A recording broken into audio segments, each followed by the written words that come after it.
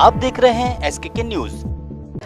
गोंडा जिला के बड़गांव क्षेत्र स्थित Uttar Pradesh state cooperative bank limited में गोंडा शाखा में 21 करोड़ 47 लाख रुपए के बड़े वित्तीय घोटाला का सनसनीखेज खुलासा हुआ है। स्पेशल ऑडिट रिपोर्ट में सामने आया है कि बैंक के अधिकारियों और कुछ खाता धारकों ने आपसी मिली भगत से सुनियोजित तरीके से करोड़ों रुपए का गबन किया।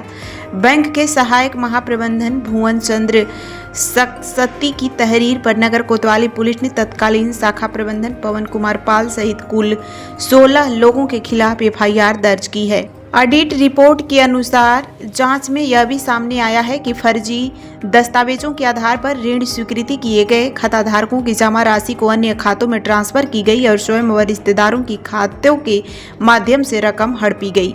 घोटाले को छुपाने के लिए उसी लोन की रकम से किस्त जमा कर खातों को NPA बनाने से बचाया गया, जिससे लंबे समय तक यह खेल चलता रहा। मामले में धोखाधड़ी, जालसाजी, आपराधिक साजिश, पद के दुरुपयोग और आपराधिक विश्वासघात जैसी गंभीर धाराओं में मुकदमा दर्ज किया गया। नगर कोतवाल बिंदेश्वरी मणि त्रिपाठी के अनुसार पुलिस बैंक खातों, लेन देन और दस्तावेजों की गहन जांच कर रही है और आने वाले दिनों में और भी बड़े खुलासे होने की संभावना है।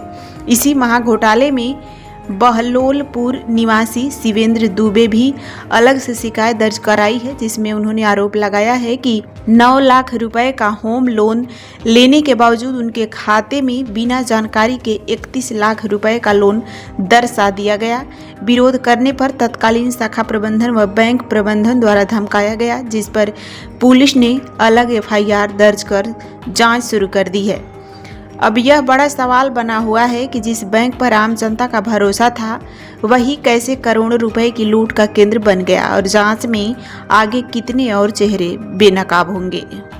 अवगत कराना है कि मुख्य प्रबंधक उत्तर प्रदेश कोऑपरेटिव बैंक शाखा बड़गांव गोंडा श्री भुवन चंद्र सती द्वारा अपने ही बैंक के तत्कालीन शाखा प्रबंधक पवन कुमार पाल व अन्य कर्मचारियों सहित 16 अन्य व्यक्तियों के ऊपर वर्ष 2021 से 2024 के मध्य जारी किए गए ऋण में आंतरिक जांच में लगभग 21 करोड़ रुपए की विसंगति पाए जाने पर उनके विरुद्ध प्राथमिकी दर्ज करने की तहरीर दी गई, जिस पर जांचोपरांत थाना कोतवाली नगर में कल दिनांक 12/1/2026 को सुसंगत धाराओं में अभियोग पंजीकृत कर अग्रिम कार्रवाई की जा रही है। अयोध्या से खबर है, जहां बार काउंसिलिंग ऑफ उत्तर प्रदेश के आगामी चुनाव को लेकर अधिवक्ता वर्ग में सरगर्मियां तेज हो गई हैं। फैजाबाद बार एसोसिएशन से जुड़े अधिवक्ताओं के बीच चुनावी माहौल खासा सक्रिय नजर आ रहा है।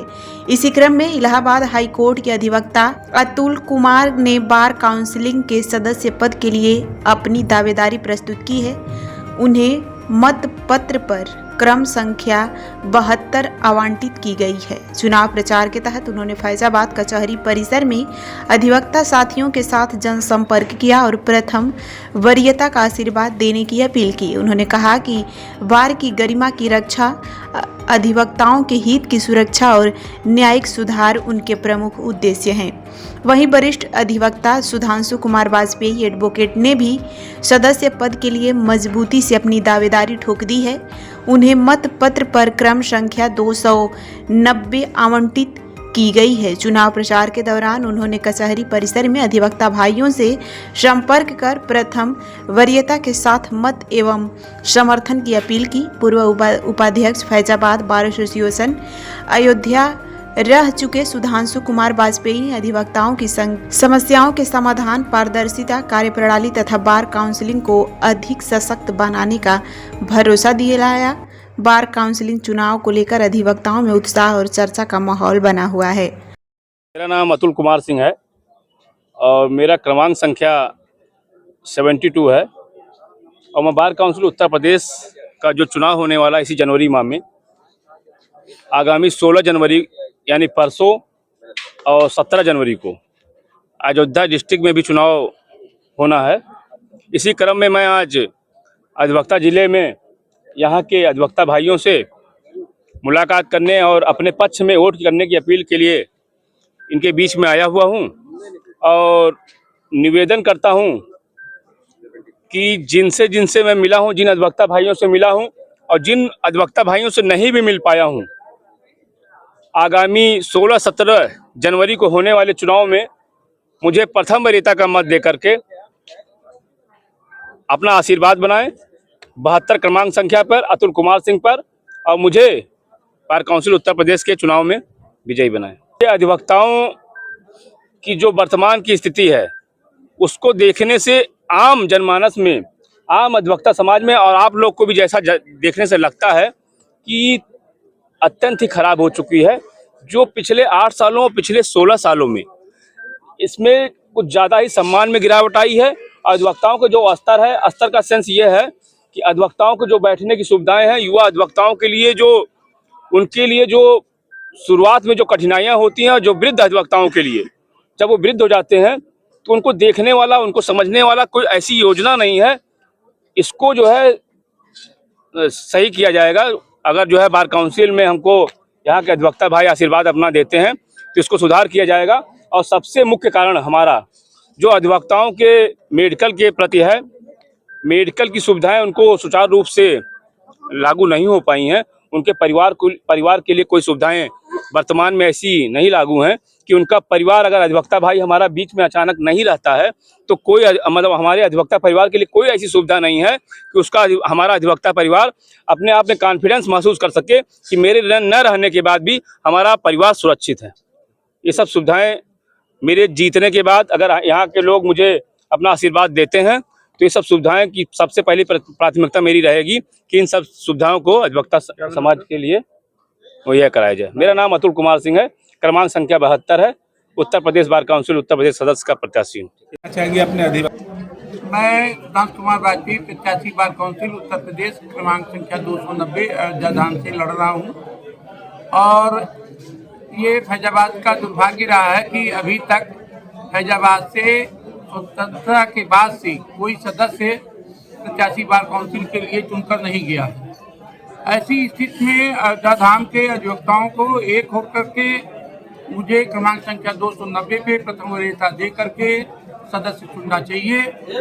जज विश्व मानस पटल पर अपनी धर्म ध्वजा फहरा रही है, उसी तरीके से मुझे सुधांशु कुमार वाजपेयी को चुन करके प्रत्याशी बार काउंसिल प्रयागराज भेजने की निवेदन मैं करता हूँ सारे अधिवक्ता बंधुओं से। क्या क्या प्राथमिकता रहेगी अधिवक्ता हित के लिए? अधिवक्ता हित में जैसे जो पुराने हमारे सदस्य रहे हैं उन्होंने सिवाय सीओपी जारी करने के लिए कुछ नहीं किया है। और सीओपी का भी ये स्थिति रही है, पहले 500 रुपये ले रहे थे, हम लोगों ने आंदोलन किया, उसको घटाकर उन्होंने 250 किया है।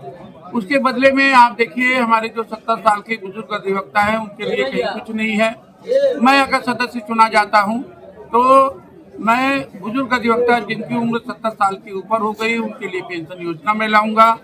और जो हमारे कनिष्ठ अधिवक्ता है जो 5 साल के अंदर हैं उनकी स्टाइपेंड की व्यवस्था मैं 5000 रुपये प्रति माह करने के लिए उत्तर प्रदेश सरकार से कहूँगा। और एक दुर्भाग्य का विषय ये है कि आयुष्मान योजना कार्ड सामान्य लोगों के लिए है लेकिन अधिवक्ताओं के लिए नहीं है। तो मैं उत्तर प्रदेश सरकार से निवेदन करूंगा कि अधिवक्ताओं के लिए भी एक कार्ड जारी करे जिससे कि उनका 10 लाख तक मेडिक्लेम पास हो सके और उनकी ऑनलाइन ट्रीटमेंट हो सके। बदायूं में मालवीय आवास गृह पर अवैध कब्जे को हटाने की मांग को लेकर भारतीय किसान यूनियन चढ़ुनी के कार्यकर्ताओं का धरना लगातार 7वें दिन भी जारी रहा। 8 जनवरी से शुरू हुए इस अनिश्चितकालीन धरने का समाधान अब तक नहीं निकल पाया। सोमवार को मासिक पंचायत में प्राप्त आश्वासन के बावजूद मांग पूरी न होने के कारण बुधवार को भी किसान धरने पर डटे रहे। जिलाध्यक्ष सतीश साहू ने कहा कि जब तक पूर्ण कार्यवाही नहीं होती धरना जारी रहेगा। वहीं पीड़ित ने बताया कि धरना खत्म करने के लिए उन्हें लगातार धमकियां दी जा रही है। उनके अनुसार गांव के दबंग किस्म के लोग जमीन पर कब्जा करने की नीयत जाहिर कर चुके हैं। आरोपी बार बार धमकी दे रहे हैं, कह रहे हैं कि नेता पुलिस तहसील मेरी जेब में रहती है। पीड़ित ने प्रशासन से कानूनी कार्रवाई कर उनके अधिकारों की सुरक्षा करने की मांग की। जिला प्रभारी कृष्ण अवतार शाक्य ने कहा कि न्याय मिलने तक धरना प्रदर्शन जारी रहेगा और आगे भी रणनीति तय की जाएगी। इस अवसर पर बीसूदास, शिवदयाल, नूरदीन, कल्लू, ओमकार, राम सिंह, रजनीश उपाध्याय, भूपेंद्र पाठक और हरपाल सहित कई लोग मौजूद रहे। यहाँ पे क्यों बैठी हैं आप, क्या कारण है? धरना पे बैठे हैं क्या हो गया? इकरारनामा ही कह रहे हैं। इकरारनामा मतलब इकरारनामा है हमारो, और बस खेत पर पेश गई रखो हुआ खेत 40,000 में, गेहूँ खड़े हैं वहाँ में, और उनने कब्जा कर रखो गजराज ने और हीरालाल ने कर रहे हैं और इनने कब्जा कर रखो और कह रहे कि देखो क्या तो धरना वापस कर लो, धरना और मुकदमा। कौन कह रहा धरना वापस? हीरालाल और गजराज धमकी दे रहे थे कि या तो वापस कर लो, ना कि जो कि हमने गांव में पसादी का हाल करा, जूता में करके पैसा पे आई, इस करीना से हम बताओ कराएंगे आपके संग में। तो आपका धरना समाप्त कराना चाह रहे हैं? हाँ हाँ, समाप्त कराना चाह रहे हैं और कह रहे जैसे हमने दुलार 2 साल को दिल्ली भगा दिया, 2 साल बाद उसने नहरे पाते करी तो गांव में घुसा, और कहते हैं कि देखो हमने गांव से एक नेत्राम भजा दिया सड़क पर, उसको बच गया हमसे जाकर, और हम बीजेपी के नेता हैं, कानून हमारी जेब में है, पुलिस हमारी जेब में रहती है। कौन कह रहा था पुलिस? हीरालाल हाँ, और कि हम बीजेपी के नेता हैं, तो कानून हमारे हाथ में है। एक जन को बिन को दिखाई हो रहा है वर्मा जी को, जालिम को, कि देखो कानून हमारे हाथ में है। हाँ।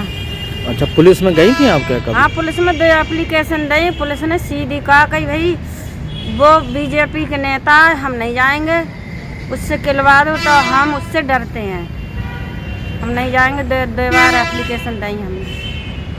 तो क्या धमकी दे रहे हैं, क्या कह रहे हैं वो? ये कह रहे हैं जय का कहते धरना हटा लो, मुकदमा वापस कर लो, ना हम तो वही हाल करेंगे जो हमने पसादी का हाल किया है।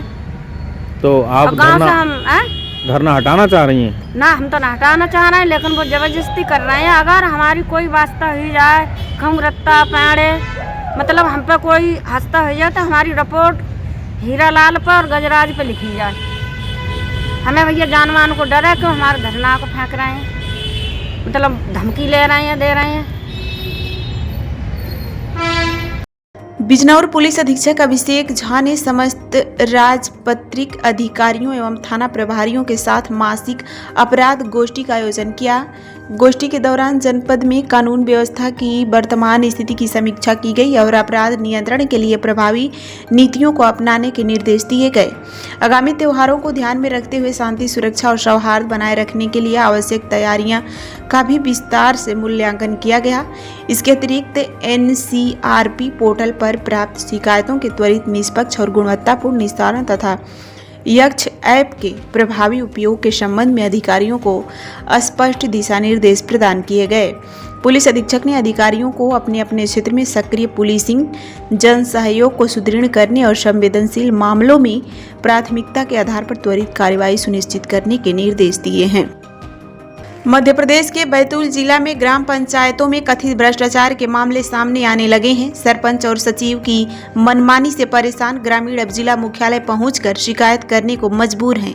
ताजा मामला बैतूल जनपद क्षेत्र के ग्राम पंचायत कल्याणपुर से सामने आया है, जहां ग्रामीणों ने सरपंच और सचिव पर मिली भगत कर लाखों रुपए के गबन का गंभीर आरोप लगाया है। ग्रामीणों द्वारा कलेक्टर कार्यालय में भी की गई शिकायत में बताया गया कि निर्माण कार्यों के नाम पर फर्जी बिल लगाकर शासकीय राशि की निकासी की गई। आरोप है कि जब ग्रामीणों ने सरपंच से इस संबंध में सवाल किया तो उन्हें जान से मारने की धमकी दी गई, जबकि सचिव ने भी शिकायत करने पर दंडात्मक रवैया अपनाने की बात कही है।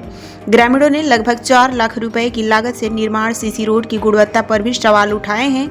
उनका कहना है कि सड़क की स्थिति बेहद खराब है और हाथ लगाने पर ही गिट्टी उखड़कर हाथों में आ जा रही है, जिससे निर्माण की गुणवत्ता पर गंभीर प्रश्न चिन्ह खड़े हो गए हैं। ग्रामीणों ने मामले की निष्पक्ष जांच कर दोषियों के खिलाफ कार्रवाई की मांग की है।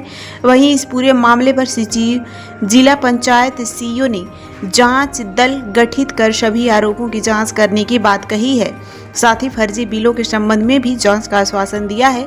अब देखने वाली बात यह होगी कि जांच के बाद दोषियों पर क्या कार्रवाई होती है या फिर ग्रामीणों को इसी तरह समस्याओं का सामना करना पड़ेगा। क्या नाम है आपका? सर रामनाथ यादव। कहाँ के रहने वाले हैं? ग्राम पंचायत कल्याणपुर, ग्राम नएगांव से। आज आप लोग कलेक्ट्रेट आए थे, क्या शिकायत लेकर आए थे? सर शिकायत लेके ये आए थे कि ग्राम पंचायत में भ्रष्टाचार चल रहा है। सूचना का अधिकार लगाया था। कब लगाया था? ये सर हमने 1.5-2 महीने हो गए। 17/11 को लगाया था। उसके बाद में 22/11 को पंचायत भवन बुलाया, जहाँ पे हमको फाइलें मिली, लेकिन वहाँ कोई जानकारी प्राप्त नहीं हुई। तो उनने बोला कि कौन कौन सी जानकारी चाहिए लिखित में दो। हमने लिखित में दे दी। उसके बाद में बीच रास्ते में सरपंच मिलता है, सरपंच पति हमको धमकी देता है कि हमने तो बीमा करवा लिया गाड़ी का, कहीं भी कुचल देंगे, सरपंच से साड़ी फड़वा लेंगे, 76 का डलवा देंगे, जेल में सड़ा देंगे, ऐसी धमकी मिल रही सर। इसलिए हम कलेक्टर महोदय के पास आए थे शिकायत लेकर। क्या आश्वासन मिला अभी यहाँ? आश्वासन बोले कुछ नहीं होगा, हो जाएगा, बोले आश्वासन दिया है, निराकरण होगा, निराकरण हो जाएगा, ये नहीं पता। वो ये आश्वासन क्या लगता है आपको? वो बोलता है कि नीचे तो पता मेरी सरकार है। क्या लगता है आपको, क्या कार्रवाई होगी? सर कार्रवाई होनी चाहिए। भ्रष्टाचार चला है पंचायत में। जो पैसा जो इनने खर्च किया है ये वापस मिलना चाहिए। हाँ सर रिकवरी आना चाहिए, या तो फिर जो गलत कार्य किया है इन्होंने वो कार्य को फिर से दोबारा करें। जैसे रोड एक 150 मीटर की रोड बनाई, जिसमें 80 दिवस हुए उसको भी बनने के लिए, और उंगली लगाओ तो पूरी गिट्टी निकल जा रही, पैर तो पैर, उंगली में पूरी गिट्टी निकल जा रही, रेता निकल जा रही। क्या नाम है आपका? रितेश यादव। तो क्या शिकायत लेकर आए थे? और हम आए थे सरपंच ज़्यादा भ्रष्टाचार कर रहा हमारी पंचायत में। कौन सी ग्राम पंचायत है? कल्याणपुर। किस तरह से भ्रष्टाचार हो रहा है? वो 3-4 हज़ार 5 हज़ार रुपये ट्राली में रेता मिलती है सबको, उसने 12,000 रुपये ट्राली का बिल लगाया है, 6,000 रुपये ट्राली का बिल लगाया। तो ये भ्रष्टाचार दिख रहा हमको। हमने जो नल जल के 150 रुपये महीने से हर जो नल ले रहे हर व्यक्ति ने पैसे दिए हैं, उसने 1 रुपये बिल नहीं भरे हैं, बोले लग गए। और मोटर जो बिगड़ती है तो निकलाई धराई जो होती है उसके पैसे हमसे अलग से लेता है। और उसकी लड़का की जय बजरंग गैरेज जो दुकान है तो बोले उसके नाम से बिल निकला हुआ है। कहीं आपने इसकी शिकायत की है? नहीं, इसकी शिकायत हमने सिर्फ जनपद में बिल वाउचर के लिए सूचना का अधिकार लगाया। बात कैसे समझ में आया आपको कि ये इस तरह से फर्जी बिल लगाए गए? ये बिल लगाए हमको नल जल का जो बिल नहीं भरा तो वो वहाँ से हमको समझ में आई कि सरपंच पैसे घर में यूज कर रहा। उसके बाद में जो 12,000 रुपये ट्राली की रेता डली यहाँ से समझ में आया। जो तसला फावड़ा का जो बिल है तो 400 रुपये का है, वहाँ से समझ में आया। नई मोटर डाली, हमारी ट्यूबवेल में पुरानी मोटर है, नई मोटर नहीं डली। ये भैया रामनाथ यादव है, इसने भी सूचना का अधिकार लगाया है। इनसे पूछते। इसमें सरपंच भर के है।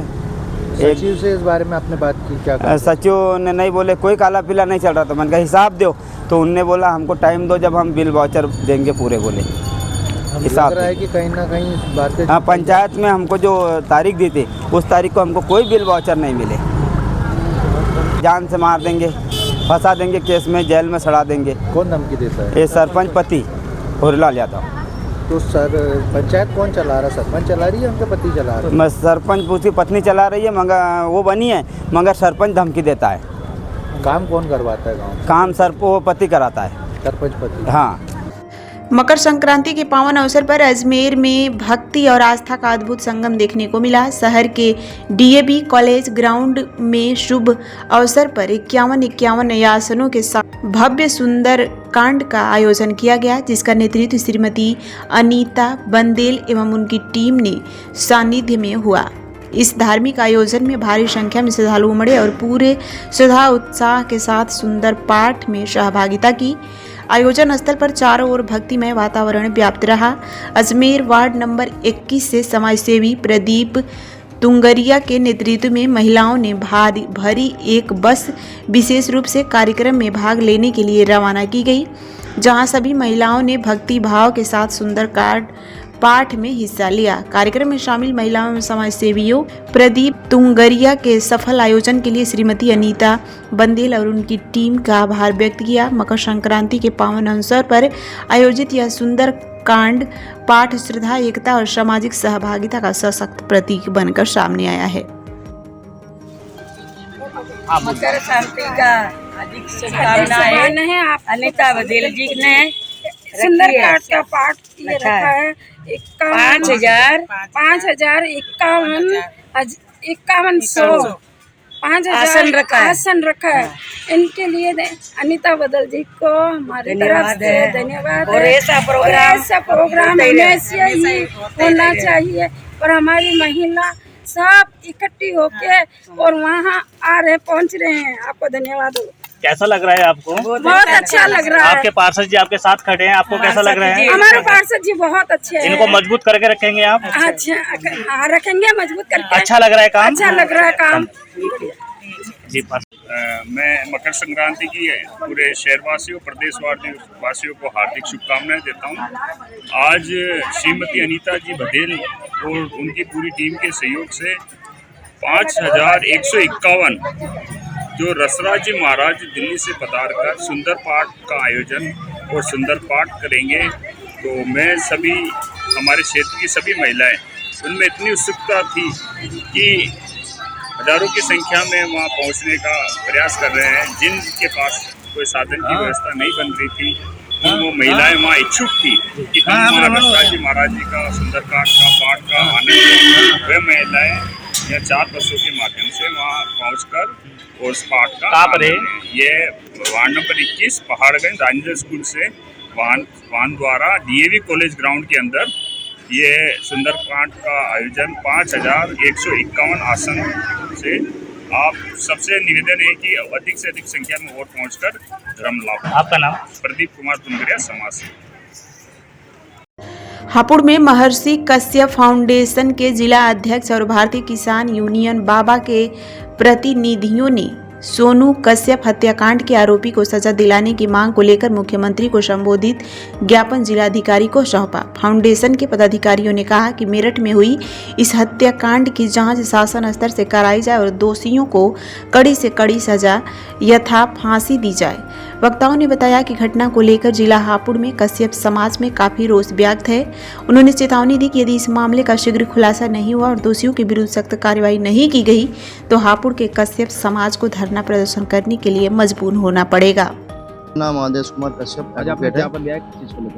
हमने जो ज्ञापन दिया है, आज हम जो डीएम साहब को ज्ञापन देने के लिए आए हैं, हमने एक सीधा मुख्यमंत्री जी के नाम एक ज्ञापन दिया है, क्योंकि जो मेरठ में रानू कश्यप उर्फ सोनू कश्यप जिनकी जो जवालागढ़ गांव के रहने वाले थे, उनकी जो है एक दबंग लोगों ने उनकी हत्या कर दी गई है। जिस उस बात को लेकर के हमारे समाज में गहरा आक्रोश है और समाज आहत है। इसी चीज़ से हम भी आहत हैं, तो इसीलिए हमें एक ज्ञापन मुख्यमंत्री जी के नाम देने आए थे। और हमारी सरकार से मांग है कि हम ये चाहते हैं कि जो पीड़ित परिवार है उसको एक क्षतिपूर्ति की धनराशि दिलाई जाए, उस परिवार से एक जो है एक सरकारी नौकरी दी जाए, और जो भी इस कृत्य में संलिप्त हैं उन सभी लोगों के खिलाफ सख्त से सख्त कार्रवाई की जाए। मैं अनुरोध करता हूं अपने माननीय मुख्यमंत्री जी से ज्ञापन के माध्यम से कि आप इसमें जो है आप इस घटना की पुनरावृत्ति दोबारा ना हो हमारे समाज में। और मैं अपने सभी समाज की तरफ द्वारा ये एक संदेश देना चाहता हूँ। कश्यप है। आज आपने ज्ञापन दिया है, किस चीज को लेकर ज्ञापन दिया? ये ज्ञापन जो हमने दिया है कि हमारे समाज के एक व्यक्ति सोनू कश्यप पर जो अत्याचार हुआ है, उसे कुछ दबंग लोगों ने जिंदा जलाकर मार डाला। आज हम जिलाधिकारी महोदय को उसी के विषय में ज्ञापन देने के लिए आए हैं, ताकि उस परिवार को इंसाफ मिले, उसकी सहायता हो और भविष्य में कभी इस कार्य की पुनरावृत्ति ना हो। चूँकि हमारा जो कश्यप समाज है बहुत ही ईमानदार और सीधा समाज है। ये तो सभी लोगों के और खासकर भारतवर्ष के हर कार्य में अपना विशेष योगदान करता है, हर चीज में इसमें हर तरक्की में सहायक बनता है। परंतु इस तरह के अत्याचार जब हमारे समाज के ऊपर होते हैं, खासकर हमारे युवाओं के ऊपर होते हैं, तो एक अंदर से जज्बात निकलते हैं और सभी लोग सड़क पर आने के लिए मजबूर हो जाते हैं, सरकार से अपनी बात कहने के लिए मजबूर हो जाते हैं कि भाई इतने हमारा जो समाज है सबके प्रति अच्छे से संवेदनशीलता से काम करता है। ज्ञापन में हमारी ये मांग है कि एक तो जो जिन लोगों ने अत्याचार किया है, ये क्राइम किया है, उनको सख्त से सख्त सजा मिलनी चाहिए, और जो हमारे जिस व्यक्ति पर अत्याचार हुआ है उस पीड़ित परिवार की सहायता होनी चाहिए।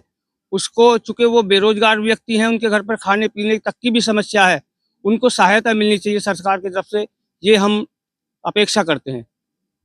पत्रकार बंधुओं, मेरा नाम सौरभ कश्यप है। और मैं हापुड़ डिस्ट्रिक्ट से बिलोंग करता हूँ। मैं ज्ञापन देने आए हैं, क्या है प्रॉब्लम? ये हम जो ज्ञापन देने आज आए हैं, जो मेरठ के ज्वालागढ़ में कश्यप समाज के लड़का सोनू कश्यप रानू कश्यप को जिंदा जलाया गया, उसके उपलक्ष्य में हमने ये ज्ञापन देने का काम किया है सरकार को, जो कि परिवार की स्थिति को देखते हुए जो उसके साथ जो अनहोनी कही गई है ठाकुर समाज के लोगों द्वारा, इसकी हम कठोर निंदा करते हैं कि भविष्य में ऐसा कभी किसी के साथ ना हो।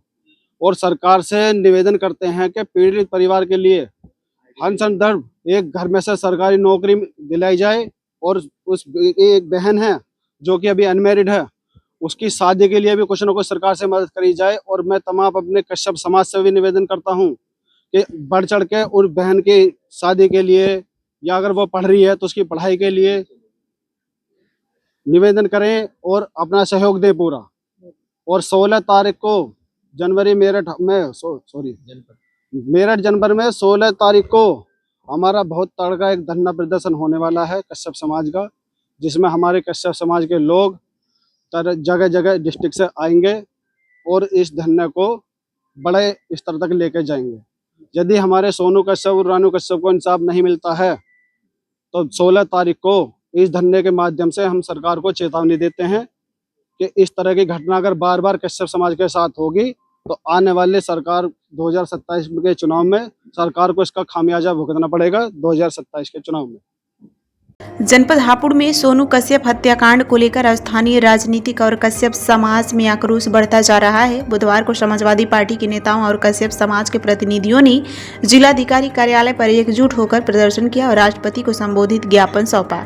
अखिल भारतीय कश्यप निषाद युवा मोर्चा के जिलाध्यक्ष बुद्ध प्रकाश ने बताया कि सोनू कश्यप की नृशंस हत्या के कई दिन बीत जाने के बावजूद पुलिस की कार्रवाई संतोषजनक नहीं है। उन्होंने मांग किया कि हत्याकांड में शामिल सभी आरोपियों को जल्द से जल्द सलाखों के पीछे भेजा जाए। साथ ही पीड़ित परिवार को सरकार की ओर से उचित मुआवजा और परिवार के एक सदस्य को सरकारी नौकरी दी जाए। उनका कहना था कि प्रदेश में कानून व्यवस्था पूरी तरह ध्वस्त हो चुकी है और पिछड़ों व दलितों को निशाना बनाया जा रहा है। बुद्ध प्रकाश ने चेतावनी दी कि यदि सोनू कश्यप के हत्यारों को कड़ी सजा नहीं दी गई तो समाजवादी पार्टी सड़कों पर उतरकर बड़ा आंदोलन करेगी। जिलाधिकारियों ने प्रतिनिधि मंडल को आश्वासन दिया कि मामले की निष्पक्ष जांच कर कार्रवाई की जाएगी और ज्ञापन को उचित माध्यम से राष्ट्रपति भवन तक पहुंचाया जाएगा। उन्होंने कानून व्यवस्था बनाए रखने और शांति बनाए रखने की अपील की है। मार दिया गया और उसको जो है 80,000 रुपए उसकी जेब में थे, उसे भी लूट लिया गया और अभी तक कोई कार्रवाई नहीं हुई है। उसी को लेके हमने ज्ञापन दिया है। किस तरह की मांगे हैं? मांग हमारी जो है इसमें जो कार्रवाई होवे और मृतक के परिवार को सरकारी नौकरी हो और 1 करोड़ रुपए की जो है आर्थिक मदद दी जाए गवर्नमेंट की तरफ से। आपकी मांग नहीं मानी जाती है तो क्या आगे जी? जब आपकी मांग नहीं मानी जाती है जी, आपकी क्या प्रतिक्रिया? मांग नहीं मांगी जाएगी तो आंदोलन करेंगे। ईडीए समाज के लोग आंदोलन करेंगे, गिरफ्तारी देंगे, गिरफ्तारी देनी पड़ेगी, गिरफ्तारी देंगे, जेल भरो आंदोलन करेंगे। प्रकाश कश्यप है, मैं पूर्व जिला उपाध्यक्ष हूँ। आज ज्ञापन हमने डीएम साहब को दिया है, महामहिम राष्ट्रपति जी को। हमारे कश्यप समाज की बेटा था हमारा सोनू कश्यप, उसके निर्मम हत्या करी है इन लोगों ने, जला के जिंदा जला कर मार दिया गया। इतने अपराधी खुले घूम रहे हैं। एक नाबालिग बच्चे को उठा के इन्होंने बंद कर दिया। जो अपने बच्चों का लालन पालन करता था वो 1.5 लाख रुपए लेकर अपने घर जा रहा था, उन्होंने रास्ते में से पकड़ के उसे तार लिया और उसको जला के मार दिया गया। अब बताइए आप, क्या जंगल राज चल रहा है इस सरकार में? क्या गुंडा राज चल रहा है? बताइए आप, कौन सुरक्षित है? उससे पहले अभी मेड में हत्या हो गई। वो एक लड़की घर से एक के खेत में से ठाके ले गए, उसको उसकी माँ को उसको माँ को मार दिया गया। अब बताइए कौन सुरक्षित है? कहाँ सुरक्षित है बताइए आप? जंगल राज चल रहा है। आपकी क्या मांग? हमारी मांग ये है जल्द से जल्द गिरफ्तारी हो। अगर गिरफ्तारी नहीं करी हम आंदोलन करेंगे। हमारा समाज, हमारा कश्यप समाज हमारा आंदोलन करेगा और बहुत बड़ा ही आंदोलन करेगा। हर जिले में, हर शहर में, हर जगह बहुत बड़ा आंदोलन करेंगे हम अगर गिरफ्तारी नहीं हो पाई। बताओ, कहते हैं कि बंगाल में होगा, बंगाल बताओ हिंदू को जला जा रहा, हिंदू जला के जा रहा। बताइए, बताओ, जला दिया। अब उसका घर में बुलडोजर का तेल कहाँ खत्म हो गया? उनका कहाँ है बुलडोजर? क्यों बुलडोजर नहीं चलाया जा रहा? बताइए आप। उन्नाव जिला के बांगरमऊ कोतवाली क्षेत्र के नैनीहालगंज मोहल्ले में बुधवार सुबह एक दिल दहला देने वाली पारिवारिक त्रासदी सामने आई। यहां नशे की हालत में पति ने पहले पत्नी की बेरहमी से पिटाई की, फिर गला दबाकर उसकी हत्या कर दी। इसके बाद खुद भी फंदे से लटककर आत्महत्या कर ली। घटना से पूरे इलाके में सनसनी फैल गई। वहीं 2 मासूम बच्चों के सिर से माता पिता दोनों का साया उठ जाने से माहौल गमगीन हो गया। प्राप्त जानकारी के अनुसार नौनिहालगंज निवासी 42 वर्षीय संजय पुत्र देवी दयाल अपनी 38 वर्षीय पत्नी वंदना और 2 बच्चों हर्ष व खुशी के साथ रहता था। संजय ई रिक्शा चलाकर परिवार का भरण पोषण करता था। बताया जा रहा है कि मंगलवार रात वह नशे की हालत में घर पहुंचा। नशे में होने के कारण उसकी पत्नी वंदना से किसी बात को लेकर विवाद हो गया। पहले तो कहासुनी हुई, फिर धीरे धीरे विवाद बढ़ता चला गया और मामला मारपीट तक पहुंच गया। परिजनों और मोहल्ले वालों के अनुसार रात में हुए विवाद के बाद घर का माहौल तनावपूर्ण बना रहा। बुधवार सुबह करीब 7 बजे संजय ने कथित तौर पर अपनी पत्नी के साथ फिर से झगड़ा शुरू कर दी। इस दौरान उसने वंदना की पिटाई की और फिर गला दबाकर उसकी हत्या कर दी। पत्नी की मौत के बाद संजय ने घर के अंदर ही फंदा लगाकर आत्महत्या कर ली। सुबह जब आसपास के लोगों को काफी देर तक घर से कोई हलचल नहीं दिखी तो उन्होंने आवाज लगाई। कोई जवाब ना मिलने पर पड़ोसियों ने घर के अंदर झांक कर देखा, जहां दोनों शव देखे गए। सूचना मिलते ही मोहल्ले में अफरा तफरी मच गई। तत्काल इसकी जानकारी पुलिस को दी गई। सूचना पर बांगरमऊ कोतवाली पुलिस मौके पर पहुंची और घर का दरवाजा खुलवाकर शव को बाहर निकलवाया। पुलिस ने घटनास्थल का निरीक्षण किया और आवश्यक साक्ष्य एकत्र किए। इसके बाद पति पत्नी दोनों के शव को कब्जे में लेकर पोस्टमार्टम के लिए भेज दिया। मृतका वंदना की सास सिया दुलारी ने पुलिस को तहरीर देकर घटना की जानकारी दी। तहरीर के आधार पर पुलिस ने मामले में आवश्यक कार्रवाई शुरू कर दी है। पुलिस अधिकारियों का कहना है कि पोस्टमार्टम रिपोर्ट आने के बाद मौत के सही कारणों की पुष्टि हो सकेगी। वहीं इस घटना को लेकर मोहल्ले में तरह तरह की चर्चाएं भी हो रही हैं। स्थानीय लोगों के अनुसार पति पत्नी के बीच अक्सर विवाद होता रहता था। कुछ लोगों का कहना है कि वंदना किसी अन्य युवक से फोन पर बातचीत करती थी, जिसे लेकर संजय को शक था। इसी बात को लेकर दोनों के बीच झगड़े होते थे। हालांकि पुलिस ने अभी इस बात की आधिकारिक पुष्टि नहीं की है और सभी पहलुओं की जांच की जा रही है। नहीं रहे हम बाद में आई हैं। हाँ। सुतालीन रहा। तुम कहाँ गई रहो? हम गई रहा शांति मिल में पढ़ी थी। वहाँ पढ़ने गई थी? हाँ। फिर अब जब खबर देने गंगा था लड़का। हाँ। तब आई। तो वहाँ क्या देखा आपके घर पे? फिर हम देखा है पीछे लटके रहे, बहू भीतर पड़ी रहा। बहू अंदर पड़ी थी? हाँ, कमरा में यहाँ लड़का लटको रहा है तो छोरों को रस्सी दे रहे। गले में फंदा लगा था? हाँ, गले में फंदा भी लगे रहा। अच्छा। हाँ। तो पुलिस पहले आ चुकी थी? पुलिस पहले आवत हुए उछारत यहाँ सब देने तो हम आई हैं। निकाल रहे थे? हाँ। अच्छा। हाँ। कुछ कहना चाहती हैं आप? का कही कुछ नहीं, अब का रहेगा, कुछ नहीं रहा। अच्छा। हाँ, अब कुछ नहीं रहा साहब। हम तो सब चलाएगा माटी होगा। क्या लड़का है आपके? लड़का है को तेरे मतलब नहीं है, चाहे हम तो के साथ चले जानो। हाँ। अब जब बराबर हो गया 3 थे। हाँ, एक जेल में मरी गया है। हाँ। एक मुसलमानी निकाली नहीं है तो 30 वर्ष बाद आवा रहा तो वहाँ चला गया नहीं। अच्छा। अब यही रहा तनी माटी बंधे कि वो चले गए। अब एक लड़का है, उससे मतलब नहीं? हाँ, तो मतलब नहीं, कोई के न मतलब है न मतलब राखी। अच्छा।